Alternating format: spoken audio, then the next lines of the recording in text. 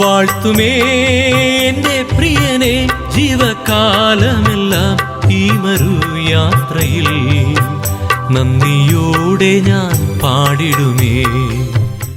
നീ വിശ്വസിച്ചാൽ ദൈവത്തിന്റെ മഹത്വം ഇവിടെ പ്രകടമാകും. നീ വിശ്വസിക്ക്. അവിശ്വസിക്കാതെ നീ വിശ്വസിക്ക്. ഈ ദൂത് കേൾക്കുന്ന, ദൈവത്തിന്റെ വചനം കേൾക്കുന്ന പ്രിയ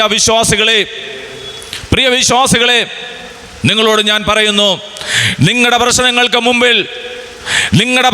മുമ്പിൽ, രോഗാവസ്ഥകളുടെ മുമ്പിൽ, പല ബുദ്ധിമുട്ടുകളുടെ മുമ്പിൽ നിങ്ങൾ മാർത്തയെ പോലെ അവിശ്വാസിയാകാതെ, യഹൂദന്മാരും അവിശ്വാസം കാണിച്ചതുപോലെ നിങ്ങളും അവിശ്വാസം കാണിക്കാതെ വിശ്വാസത്തോടുകൂടി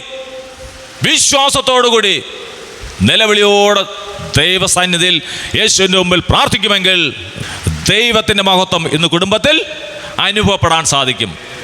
നന്ദിയോടെ ഞാൻ